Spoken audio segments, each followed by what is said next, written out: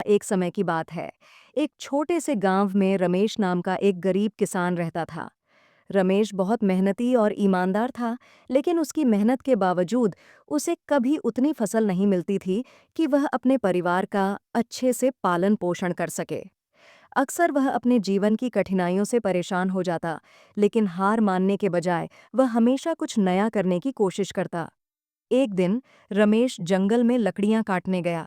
वह अपने काम में लगा हुआ था कि अचानक उसकी कुल्हाड़ी एक पत्थर से टकराई। उसे लगा कि शायद वहां कुछ दबा हुआ है। उसने क्यूरियोसिटी से जमीन खोदी और देखा कि वहां एक पुराना घड़ा पड़ा था। वह घड़ा सुंदर था और उस पर सुनहरी नक्काशी की गई थी, लेकिन घड़ा बहुत ही साधारण और बेकार लग रहा था। शायद यह किसी के काम का हो। ये सोचते हुए रमेश ने वह घड़ा अपने घर ले आया। घर पहुंचने के बाद उसने घड़े को साफ किया और उसमें पानी भरने की कोशिश की। जैसे ही उसने उसमें पानी डाला, घड़े के अंदर से एक गहरी आवाज आई, हे किसान, मैं एक जादुई घड़ा हूं। तुम इसमें जो कुछ भी डालोगे वह कई गुना बढ़ जाएगा। यह सुनकर रमेश चौंक गया।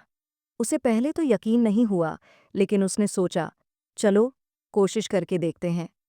उसने घड़े में एक मुट्ठी चावल डाले। कुछ ही पल में घड़ा चावल से भर गया। रमेश की खुशी का ठिकाना नहीं रहा।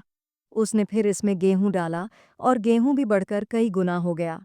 अब रमेश की परेशानियां कम होने लगीं। उसने अपनी जरूरत का सामान घड़े में डालकर बढ़ा लिया। धीरे धीरे उसका जीवन सुखद हो गया। लेकिन रमेश ने अपनी इस जादुई चीज का राज किसी को नहीं बताया। वह जानता था कि अगर गांव वालों को यह बात पता चली तो वे लालच में आकर इसे छीन लेंगे। लेकिन गांव में कोई बात ज्यादा समय तक छिपी नहीं रहती। एक दिन गांव के लालची सरपंच को इस जादुई घड़े के बारे में पता चल गया। उसने रमेश को बुलाकर कहा, तुमने हमें क्यों नहीं बताया कि तुम्हारे पास यह जादुई घड़ा है? यह पूरे गांव की संपत्ति है। इसे हमें सौंप दो। रमेश ने डरते हुए जवाब दिया, सरपंच जी, यह घड़ा मेरा सहायक है। इससे मेरा परिवार खुशहाल है।